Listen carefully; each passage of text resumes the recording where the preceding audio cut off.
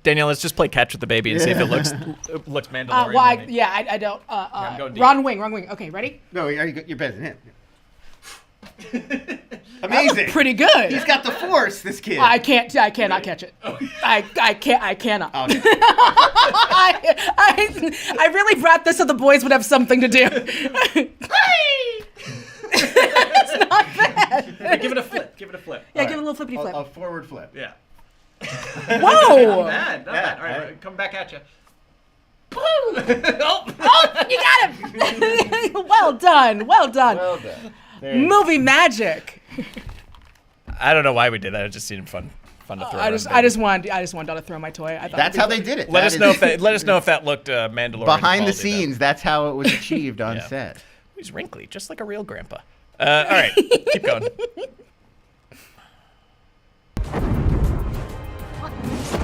Identical. I mean, it looks pretty good. Our version looked pretty good.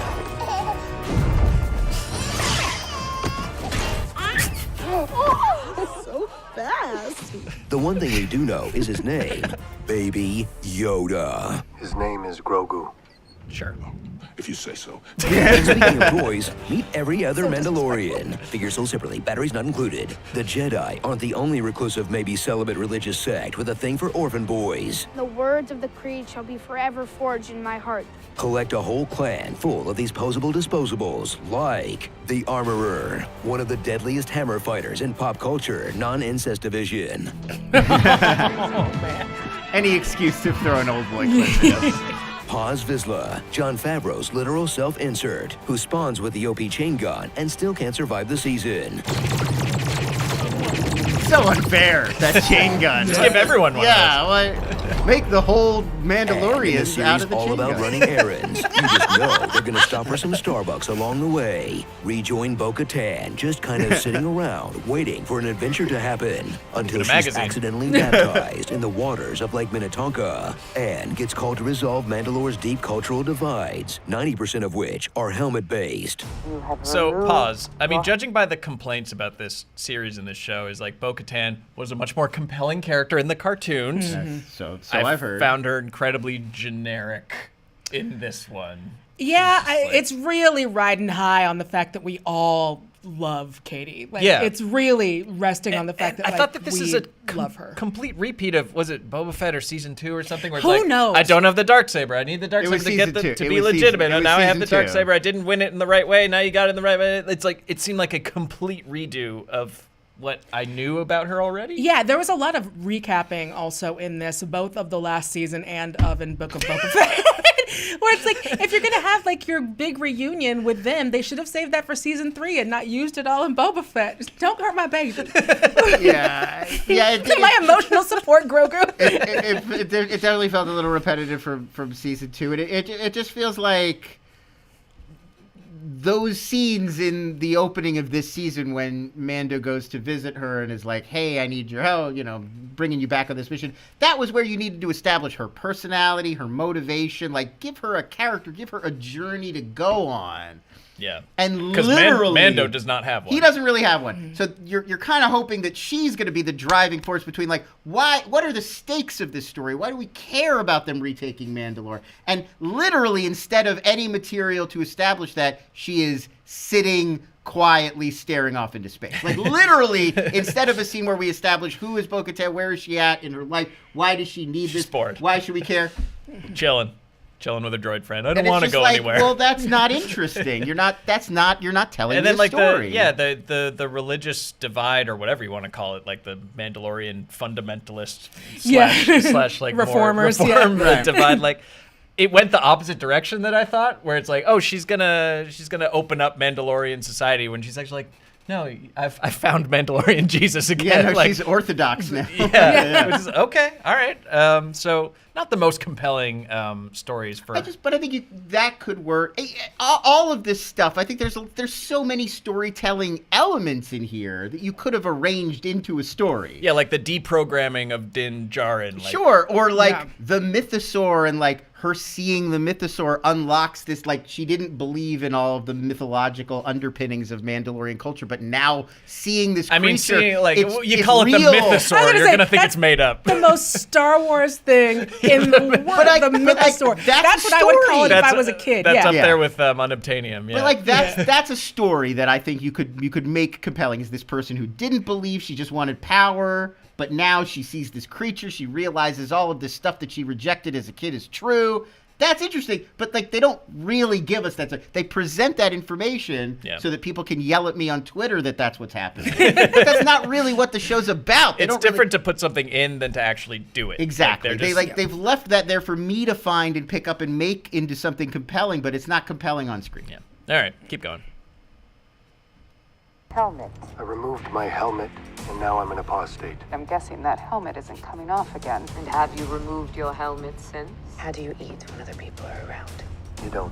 When you get your food, you go off to find a place where you can take off your helmet. Remove your helmet. Oh, so big. It will go smoother if you keep your helmet on. Trust me. Sure, you don't have to wear the helmet at all times, but listen to your boy Pedro. He knows what's up.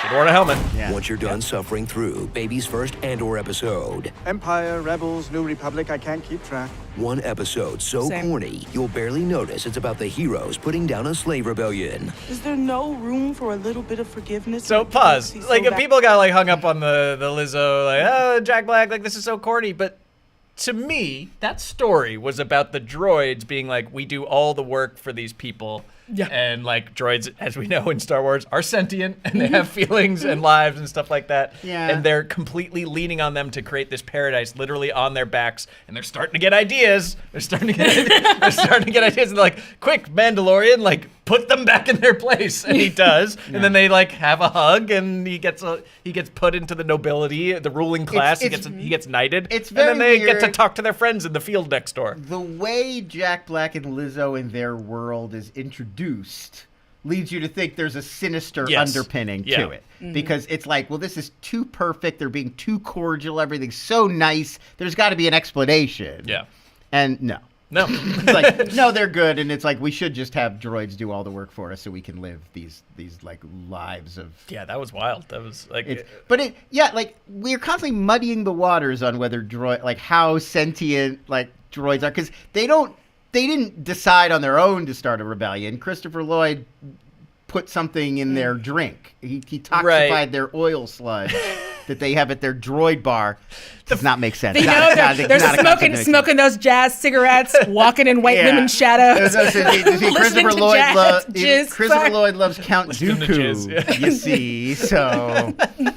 But what you're saying, again, is like the better story. But they didn't do that story. They did this weird alternate version where it's like, no, the droids are very happy to be slaves. It was just Christopher Lloyd got in their heads. Yeah, I think it became very clear that they were slaves when they allowed in Star Wars Vision for the droid who wants to be a real boy winds up getting renamed Toby. Oh, yeah. There's like, Toby. It's a Roots My reference. name is Toby. It's a Roots reference, folks. It's a shout out. Alex Haley shout out. 40-year-old references. Yeah. Yeah, I mean, it's they keep it's like a running joke at this point that like droids have feelings and cry when they're hurt. I don't know how you come back from Solo, where it's like Solo, like the droid is a very three-dimensional character who wants her freedom, who recognizes, understands what droid rights means, and not only does she not get her freedom, but she's then permanently locked into the CPU of the Millennium Falcon for all time. It seems cruel and horrible. I don't know how you come back from that. And you don't even get to flirt with Lando all the time like she used to. Like, at least if there is still some of that good Lando flirting. But then, like, Lando comes back as an old man and, like, touches the console. It's like, oh, my God. It's like his ex-girlfriend is imprisoned in there. This is so dark.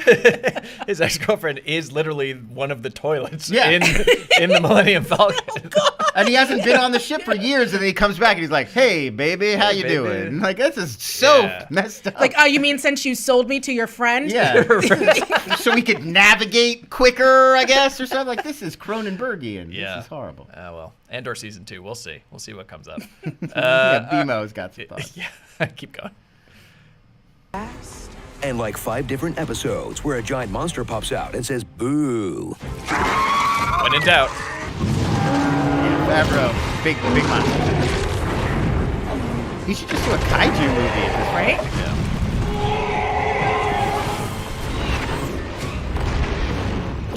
Ooh, Finally like thrill at the return Yeah. of Moff Gideon. He's back with a brand new super suit I have created the next generation Dark Trooper suit. and Available an now. all-consuming purpose to Target steer the suit. show to where Dave Filoni is more comfortable. The cartoons. Grand Admiral Thrawn's return will herald in the re-emergence of our military and provide Commandant Hux enough time to deliver Just on like the Project Hall of spin-offs. Necromancer. Can I just go? So scale back your expectations after Andor. Way back. If that isn't the Quacta calling the stifling slimy. Because even though Star Wars is for Scott. everyone, Disney has lost sight of what made it special in the first place. Going the away every once in a while. Yeah, Starring pause. I gotta say, if you don't have an idea for a Mandalorian season, or if you don't want to just make it the fun Western adventure Grogu and Din show, you could have just waited till Ahsoka, right? You just Yeah. kinda like, Yeah. Or just, I mean, they own the platform. They own everything. You don't have to make it the Mandalorian season 3. Just make it like Mandalorians or like the fight for Mandalore. Like do a new thing. you could do a special. Yeah, you could do Yeah. a 3-episode special or Yeah, something. it doesn't need to be like a new. If you don't have a season in mind that arcs and works like a season, do something else. Yeah. Yeah, or make 24 episodes. I think they got to go back to making the Mandalorian like a 42 episode Yeah. season. Oh, boy. Like get real Hercules with it. Get real Xena. And it's like today they found an elf. See, look, as soon as we go back to those 24 episodes, it's going to be a lot of walking and everyone's going to complain. Yeah, a lot of reusing shots. You know, they're like, oh, another village that's being pillaged by pirates. Better stay and help them. Yep. Like that every week. But that's fine. That's okay. That's okay. Yeah, have them unlock new pieces of armor like Mega Man and I don't know. But they actually, season 1, they did kind of hint that that's what it was going to be. Almost like a video game where like he'd go and he'd get Beskar and Yeah, then and come he'd back get- and she'd add on to his suit. But then they got No, bored no, with that right that's away fine. and gave him a whole suit. Everyone's got like multicolored action suits now. Yeah. Oh well, let's do starring. The Blast of Us.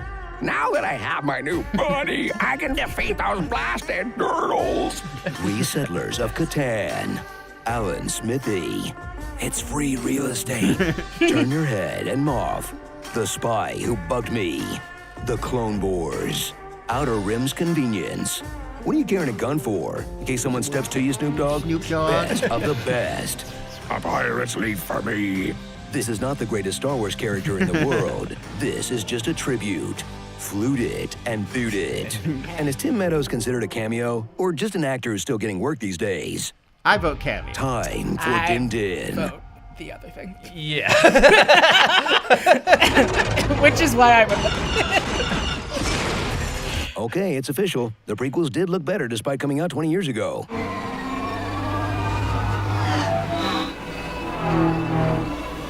Hold up. Yeah, Yeah, they did. that looks way better. Get out of here, Mando. You don't want no part of this.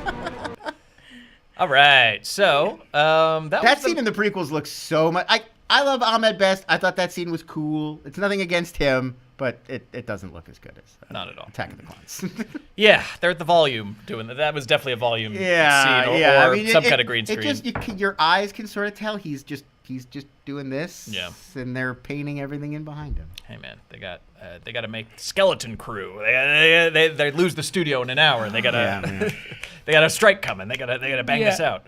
All right, thank you so much for watching and liking and subscribing and hitting the bell, which if you haven't, you should. We do Hit this that every bell. Tuesday along with other things. We have some outtakes. Let's watch them now.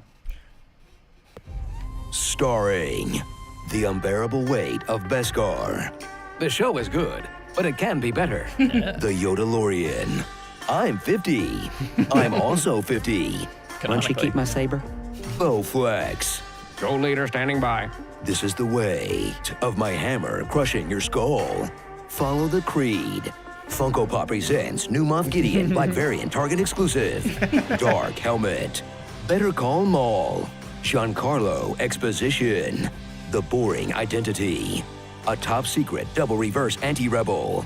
I'm a cloner, Dottie. A rebel. fully vaccinated Rangers of the New Republic. Orange Man good. Give him the show. Fast, like, and subscribe. The Binks Job. The Way of the Gungan.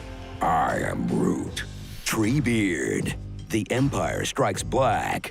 Loquacious D. Teach me how to Dutchie. Glup Lizzo. A Mando without a plan, though. I don't get Glup Lizzo. Cult of No Personality. Galaxy Side Quests. The To-Do List.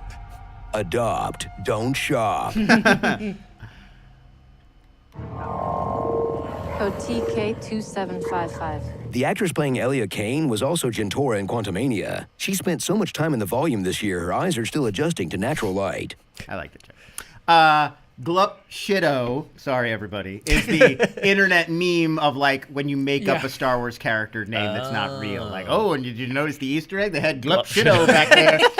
So, perfect. Glup Lizzo. Glup Lizzo. Oh, well, I wish I knew. I wish I was more up on internet. Yeah. All right, let's go on to your questions. Speaking of which, Trevor Copter asks, what other shows need a Lizzo Jack Black episode? So many. Divert, yeah. I would say, you know what would be great is like SVU. If like they were two of your suspects of the week. That'd be great. Yeah. I just started watching 911 because I didn't realize how wild that show is. It is. Not Reno 911. No. The first responder Fox show. Yeah, the first episode is like there's a toilet baby. This is what I'm saying. It's got everything. It's got everything. This show has everything. Toilet babies, Lizzo. So that would be the one that I would put them in. Would be either that or Abbott Elementary, which is the easy one because it would be really funny. Yeah, that'd be cute. Yeah, she could do that. Yeah, throw them in succession. You know, they could be like a children's show host or something like that. Throw them on The Bear. Maybe The Bear. Yes. Like Lizzo works. She's helping him out in the kitchen. Jack Black, irritable customer. Corner. They can make everything worse. Yeah. All right. I don't think this is their fault. I think the way that episode was written was really weird, and they didn't really give them real roles to play. And it was very much just like, hey, look who it is, everybody. And like, if they had given them more to do, I think they would have been fine. Yeah, it was definitely like the please clap of the Mandalorian season 3 episodes. So Frog Eater writes, do you think the reason season 3 of The Mandalorian suffered in quality from the last 2 seasons was because all the resources went into making Ahsoka the great Star Wars story of 2023? I hope so. Is that true? That would be amazing. And I'd have a show to look forward to. Yeah, I do feel like it was very stripped down in terms of like talent. They just I just scanned through the writing credits, and it was basically like Favreau. Favreau wrote, I think he co-wrote like 2 episodes with somebody, but he otherwise wrote the whole thing. So and they lost again the cinematographer and the music guy.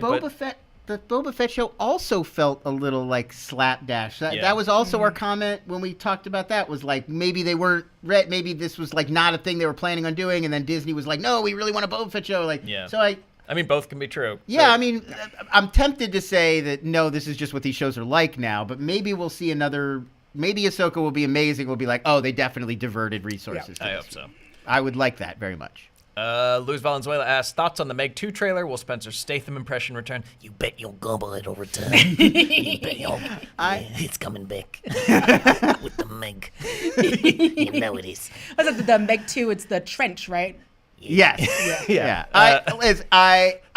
The trailer looks great. I felt really burned by that first Meg movie because that trailer also looked great, and then the movie was boring. But this one is Ben Wheatley. Did you guys see that? No. British cult horror filmmaker Ben Wheatley. Oh, let's go. He did Free Fire. He did Kill List. He did that one In the Earth a few years ago. He makes weird, messed up, crazy-ass movies. Let's see if he can survive. What the Meg is supposed to be. So, like him being on board for Meg 2 makes me feel like, oh, maybe this is going to be amazing, and I'm definitely going to have to check this out. The Meg 2 trailer has a shark eat a T-Rex, which it does. Is from the books. So, you know it's going to be good. Remember, these are all based on novels. They are based on novels. So I hope they stay true to the Meg canon, and we're in good hands. Yeah. If you guys have not seen Kill List, seek it out. Amazing, low-budget UK horror film. Yeah. James Bunt says, is it possible that It's Not Special Anymore for Star Wars and Marvel has more to do with the TV rather than the movies that are being made? Oh, I think that's true, for sure. Yeah, I think that 100%. When the movies are... It's interesting if you think about Marvel, if you stripped away every Disney Plus series from it, if it would still have more of a event feeling when a movie came out. Yeah. Probably. I still think Same so. with Star Yeah, Wars. I think they needed to be a little more careful than they were about not oversaturating the market. And now there's just so much. You feel confident missing a Marvel or Star Wars thing because you're like, well, the next one will be in a few weeks. Yeah. Matem Valensky writes, should they have just reworked this season into a full-on anthology in the New Republic era? There was already that Rangers show that was canned from Gina Carano, was it? Yeah. Is that nope. So yeah, that would have been. I would love an anthology series in any era of Star Wars. I think that's really freeing and would be a reason to tune in week to week if the overarching storyline isn't hitting. I want there to be more richer storytelling than what they're doing, which is tease something and then show it to you. So like, there's a rancor. Boba Fett has a rancor. Maybe he's gonna ride it one day, and then 4 episodes later, he's riding it. Like that's the least satisfying level of storytelling, and I feel like that's what we keep ending up with. And so whether it's an anthology, whether it's a full-on new show, whether it's 8 shows that all combine into one show, I don't really care. I just want it to feel compelling week to week. Like there's a reason for me to keep following it, not just like, well, we're gonna see a mythosaur eventually. Yeah. And which I'm sure we are. Luz Valenzuela, I like this. Did you hear the theory that Moff Gideon we see is a clone only because he doesn't have a mustache? I'll believe in cloning, but I can't believe that a man can shave a mustache. That's something's off. Something is definitely off. That's how you know the evil Moff Gideon, because he's got a goatee. Yeah, of course. And Pat Magano will wrap with this. What's your Star Wars project pitch, even if it's just like, general world and point of view?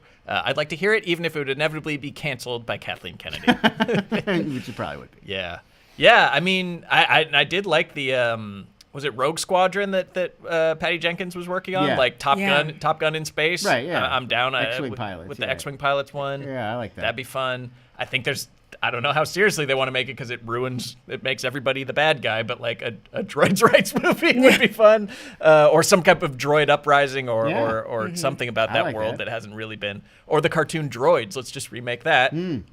Workplace comedy. Star Wars droid. Yeah. Yeah, I was one thing that the Rise of Skywalker that I thought was interesting and I was hoping we would see more of is everyone kind of realizing that like, oh, stormtroopers aren't clones anymore. They are now like kidnapped children or whatever. Yeah. And fun then retcon, but they like fun kept retcon. and so as like the slaves are like coming out and joining the rebellion, people are still shooting at the other stormtroopers, even though now we know that they were like raised as babies. So I would be interested to see like something about like the uprising and like going through and trying to get more of the stormtroopers to like change, because actually humanizing them and making them people, that made that really interesting to me, that they're not just action figures walking around in suits. That's good. Yeah.